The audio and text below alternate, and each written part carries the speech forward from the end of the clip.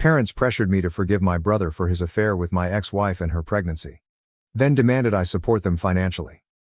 My wife, Amy, 26F, cheated on me with my brother, Jake, 26M, which is why I, 34M, recently got divorced. My family did choose them over me, and yes, that did happen.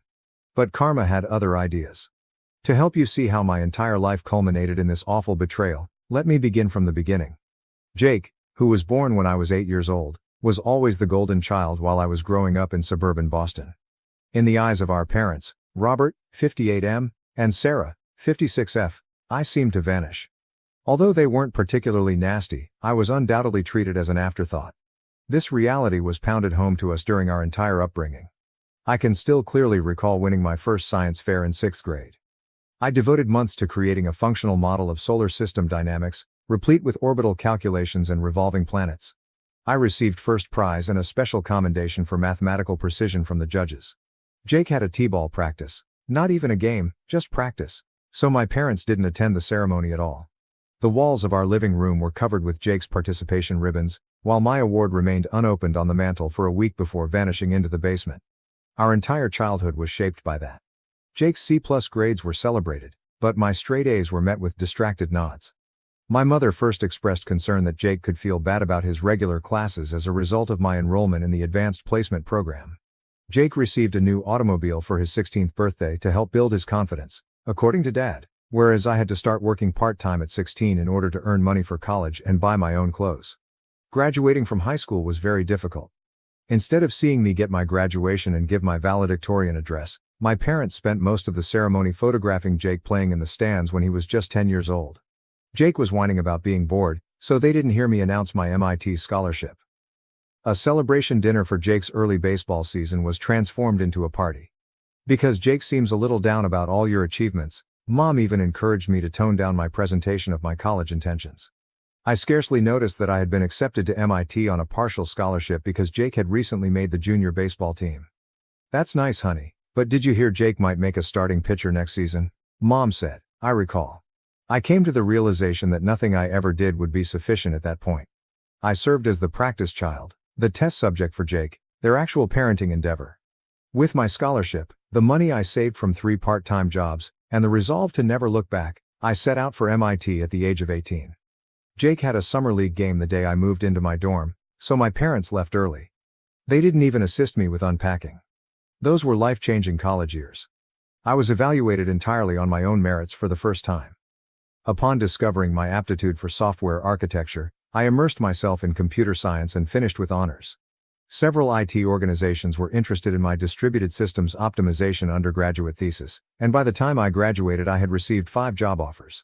A part of me still hoped that things may improve, so I picked a promising company in Boston.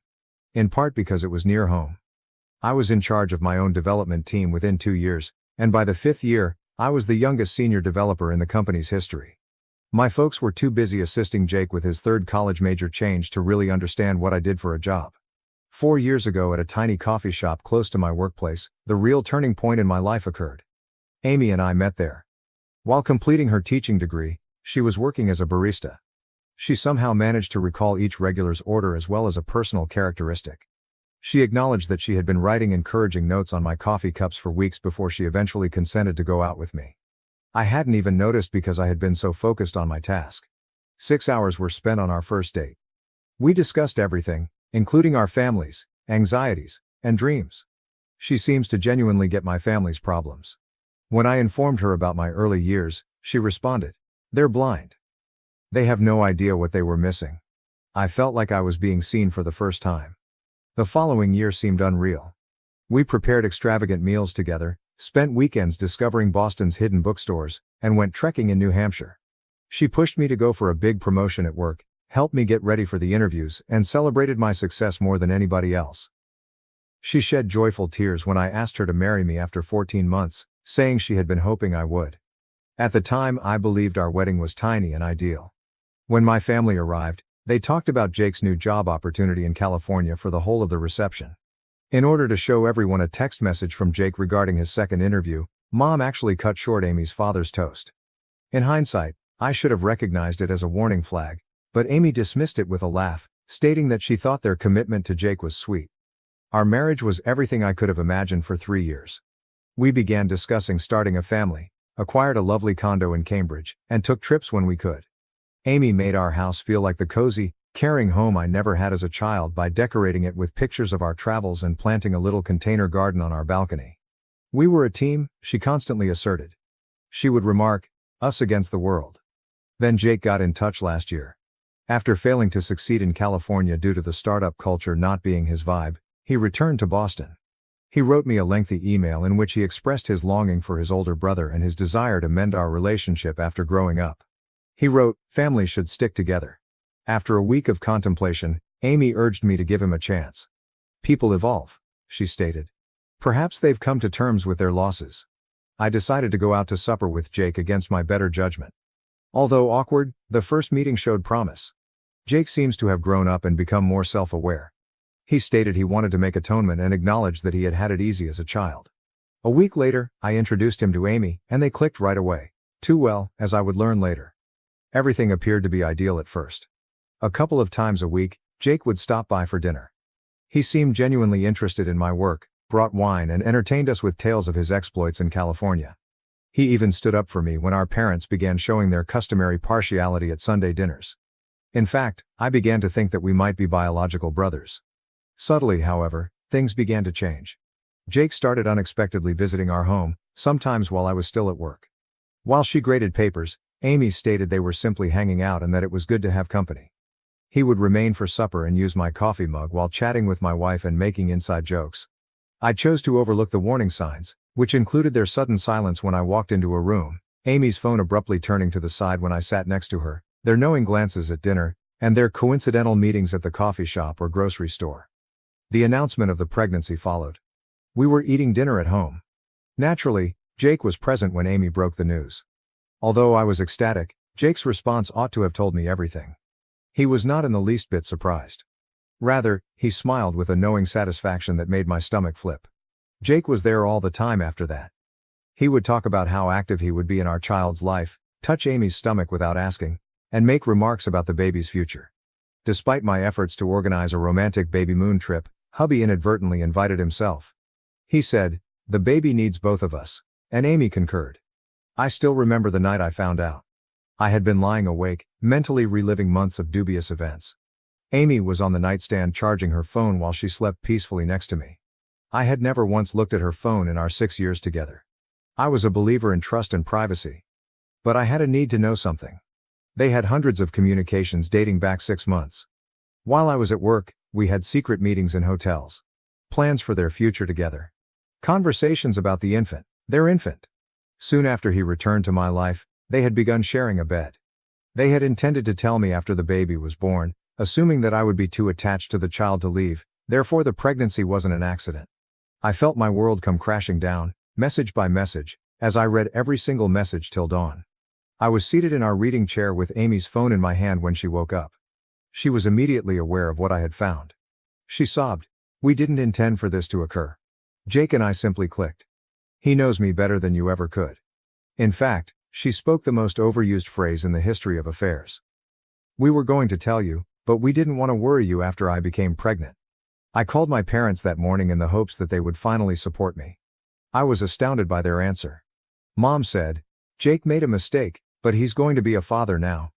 You must forgive him and act like the bigger person. Consider the infant. Consider the grandchild that was produced when their younger son was having an affair with the wife of their older son. They were also protecting him. Once more. There are some things that never change." That day, I called a divorce attorney and checked into a hotel. Amy took turns pleading for my pardon and condemning me for deserting our family. At work, Jake attempted to corner me by claiming that we needed to have a man-to-man conversation. I reported him for workplace harassment and had security escort him out. Going through a divorce was a nightmare. Amy and Jake claimed their affair started because of my emotional unavailability, portraying me as domineering and emotionally abusive. According to my parents' testimony, I had always been difficult, and had lifelong jealousy of Jake. Mom even blamed the mediator for the entire problem, saying that I should have been more considerate of Jake's demands. After that, I stopped negotiating. After we went to court, Amy managed to get a respectable settlement. It seems that in Massachusetts, having an affair with your husband's brother does not waive alimony. Small successes though, like preserving the condo and the majority of my pay. I am currently 34 years old, divorced and totally estranged from my family. I've changed my email, blacklisted their numbers, and told building security to never let them in. On certain days I find myself questioning whether there is any way I could have avoided this. If I'd been a better spouse, brother or son. However, I later realized that I wasn't the one who deceived everyone. Turning family against family was not something I did. It's said that everyone eventually experiences karma. I'm not sure if that's accurate, but I do know that I'm sick of being the family's scapegoat. Having to be understanding when everyone else gets away with ruining lives is something I'm tired of. I've lived my entire life as the one who is passed over, the second best option, and the afterthought. No more. However, just when I believed that things couldn't get much worse, they were about to get even more bizarre. Update 1. I assumed my family would finally leave me alone when I stopped communicating with them after the divorce. About a month has passed since everything happened, and I've been making an effort to concentrate on getting better and moving on. However, it seems that they had different ideas. When our office receptionist messaged me yesterday morning while I was in the middle of an important meeting with my development team, she said that my mother, Sarah, was in the lobby and insisted on seeing me. She reportedly spent more than an hour there, telling everyone she just needed to talk to her son. Since my team had seen Jake's prior incident at work, they could tell how uneasy I was. After ignoring her and carrying on with my job, my phone began to ring with calls from unidentified numbers. It seems that my mother had enlisted a number of family members to attempt to contact me. I thought it might be work-related when I finally answered one phone, but it was my Aunt Linda, 54F, with whom I hadn't spoken in years. Not even bothering to say hello, she began, "Your brother and Amy are really struggling. Jake still hasn't found a job, and the settlement money is running low. Well, no one wants to hire him after that. Jake's reputation appears to have been ruined by his affair with Amy, which somehow made its way into his professional network. After doing background checks, a number of prospective employers withdrew their offers. I couldn't help but notice the irony. For once, his actions had tangible repercussions. This is where it becomes ridiculous though. In addition to purchasing groceries and paying their rent, my parents have also been paying for Amy's prenatal medical expenses. My father's retirement funds are being depleted and they are now in a panic as they run out of money themselves. Their remedy? They want me to provide financial assistance for the woman who deceived me and the brother who ruined my marriage. My mother didn't just show up at my office, she had a plan. She chose to ambush me at work since she knew I wouldn't return their calls. After threatening to stay until closing time, she launched into a prepared speech on forgiveness and family responsibilities when I eventually made my way down to the lobby to handle the problem. She easily forgot that I had to pay for my own college education when she remarked, "Your father and I have always provided for both our sons. It's time for you to take charge and support your brother during this difficult time." What I was hearing was unbelievable. A rough patch. My wife became pregnant after he had an affair with her, and he attempted to claim the child as his own. That is a purposeful set of decisions, not a tough stretch. She foolishly responded, "Well, if you had paid more attention to Amy's needs." Before I phoned security, I interrupted her and urged her to go. I loudly announced in the lobby that I was leaving my own brother and his unborn child behind before she left. Despite their support, a number of my co-workers found this to be humiliating. Jake sent me an email later that evening. In order to get around my blocks, he had made a new account. Half-hearted apologies and barely disguised requests for financial assistance were mixed together in the email. He wrote about the difficulties Amy was having with her pregnancy, something I was unaware of, how they were unable to pay for appropriate medical treatment and how the stress was impacting my future nephew or niece. The attachment, a sonogram image, was what truly drew my attention, even though the manipulation techniques were clear. They were attacking me emotionally with their unborn child, the result of their affair. In an attempt to take a new tack, my father arrived at my apartment complex the following day and pretended to be there only to talk. I declined to let him in when the front desk called. Then for 2 hours, he stood in the lobby telling everyone who would listen how his successful son was causing his brother's family to suffer. Since then, I've had to inform the management of my building of the circumstances and ask them to bar any of my family members from entering. I don't see any other choice, even though it's awkward to publicly discuss my private issues in this way. Additionally, the harassment has spread to social media. On Facebook, Amy has been making vague accusations against me, claiming that she was abandoned throughout her pregnancy by her emotionally unavailable husband. Adding his own remarks about how some people need to step up and take responsibility, Jake has been reposting these posts. He seems to be unaware of the irony of discussing responsibility while pleading for freebies. I find it infuriating how they have twisted this story. They portray me as the bad guy since I didn't provide for the folks who deceived me. They seem to believe that I have a duty to save them from their own mess, simply because I'm succeeding professionally. I've started keeping a record of everything, including emails, problems at work, and posts on social media. According to my lawyer, if they try anything legal, we could need it. She is especially worried that they would attempt to use the legal system to obtain more support. The worst thing?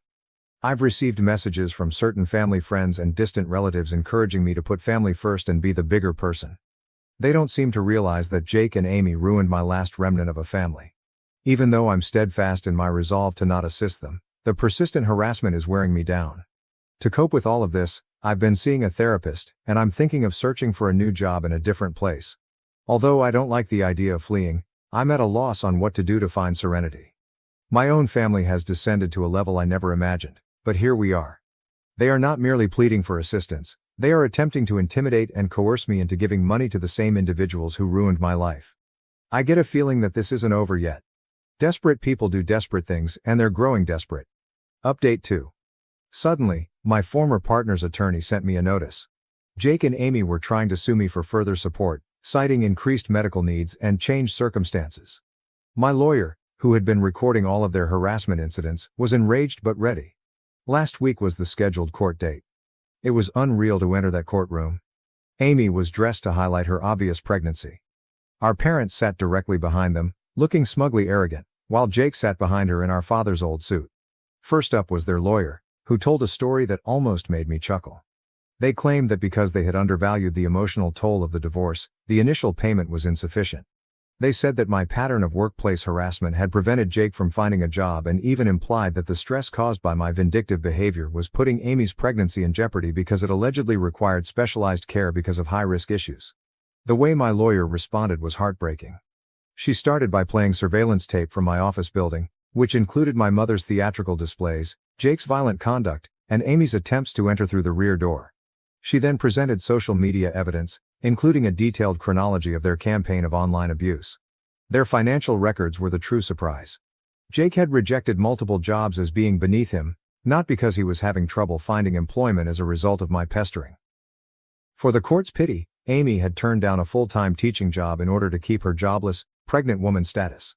Amy's prenatal records, which revealed a perfectly healthy pregnancy with typical expenses, were the most incriminating of all.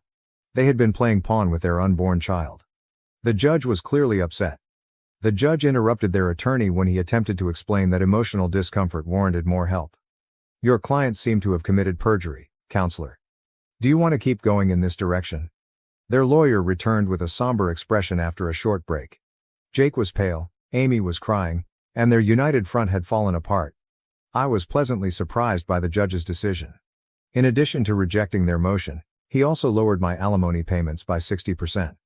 Parties who misuse the legal system are not viewed favorably by this court, he said. Mr. Smith seems to be the victim of a well-planned scheme to exploit him financially and emotionally. The fallout happened quickly.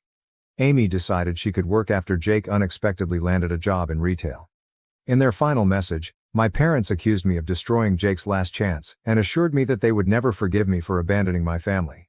Citing irreconcilable differences regarding truthfulness, their attorney resigned from their representation. My organization increased security and barred them from the property. I learned that my parents had taken out a second mortgage to pay for legal bills, and that Jake and Amy were arguing over money all the time via common acquaintances. Finally, I feel like I can breathe. I can rebuild my savings thanks to the lower expenses, and I'm thinking about accepting a job offer in Seattle.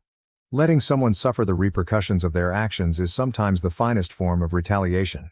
However, I have a feeling that this story is far from over. Update 3. I want to start by thanking this community. I have remained strong during this entire fiasco thanks to your support and remarks. Here is what may be my story's last update. Aunt Linda, the sister of my father, unexpectedly contacted me a few weeks after the court triumph. I was interested enough to listen to her because she has never been involved in family conflict. A huge error. Trying to seem worried, she began, "Your father isn't getting any younger. His health is suffering as a result of all this stress." She continued by talking about how my parents would lose their retirement funds, how they had to refinance their home to pay for Jake and Amy's expenditures, and how families should stick together no matter what. She changed strategies when I didn't react with pity right away. Did you realize that every night your mother sobs herself to sleep? Even though they may have acted inappropriately against you as a child, they are still your parents. Jake remains your brother despite everything that has transpired. At last, I cut her off. What took place? Are you referring to the months he spent having sex with my wife, getting her pregnant and then attempting to claim the child as his own? That's what took place? I was astounded by her response. Well, perhaps you could have been more involved in your marriage. In fact, she attempted to place the blame for their affair on me, claiming that my jealousy of Jake as a child had produced a toxic environment that pushed them together. It was so ridiculous I laughed, really laughed. Another member of the family was attempting to deceive me into taking accountability for Jake and Amy's behavior. What's different this time? It didn't move me at all. Linda, I asked, why don't you assist them if you're so worried about their financial status? Your husband's legal practice is doing well, and you possess 3 rental properties. Why am I the only one who is supposed to stand by them? That was different, she sputtered, adding that I had a special obligation as Jake's brother. She said she didn't want to take sides when I asked her why she hadn't stepped in during all of this. But now you're picking sides, I said. You decided to come to me and demand that I pay for their consequences rather than admit the harm they caused. She then revealed what she believed to be her secret weapon. Your father is thinking of retiring early because of stress. The house may need to be sold. Is seeing your folks lose everything because you're too proud to assist what you want? I said, no, Linda. They're losing everything as a result of their decision to condone Jake's actions once more. They, like Jake and Amy, are paying the price for their own decisions. And what do you know? I'm not responsible for fixing that. When I'm older and alone. Family is all we have in the end, she emphasized, threatening that I will regret this. No, I replied. Self-respect is all we have in the end, and I'm finally choosing to keep mine. In addition to blocking her number, I hung up. Her call, however, had the unanticipated benefit of providing me with clarity. I felt truly free for the first time from the obligation and guilt that had plagued me since I was a young child. I accepted the Seattle job offer later that day. The change of location feels appropriate, and the firm is providing a substantial promotion. I'm starting over and selling the condo. Yesterday, my coworkers threw me a farewell party. I learned what true support looks like from these individuals, who supported me during the darkest months of my life. With the straightforward statement, your worth isn't determined by those who couldn't see it, my closest colleague gave me a card that was signed by everyone. I've discovered that family is about mutual support, respect and trust rather than blood. The friends who supported me, the coworkers who shielded me, and ultimately, myself, proved to be my true family. I'm done, to my parents, Jake, Amy, and now Linda. Your decisions brought you to this point, and you are responsible for the results. I'm not available to be your ATM or your scapegoat anymore. For my part, I'm excited for my new life in Seattle. I'm thrilled about the initiatives that await me at my company's renowned West Coast location. More significantly, I can't wait to create a life in which I'm respected for who I am rather than compared to someone else's golden child. Writing my last post from an empty condo, surrounded by stacked boxes, seems oddly appropriate. I start driving west tomorrow. I'll be looking back on my past life, with all of its suffering and familial strife. Yes, their baby was born last week, in case you were wondering. No, I haven't contacted anyone or seen any pictures. I've closed that chapter of my life. Again, I want to thank Reddit for supporting me over this trip. When I was having self-doubt, your encouragement and counsel kept me going. Anyone going through a similar situation should know that their value transcends their family's treatment of them. Walking away is sometimes the most self-loving thing you can do. It's time to go. Cheers to fresh starts. Thank you for watching. If you haven't subscribed yet, please do so and hit the notification bell to stay updated with more shocking real-life stories happening around you.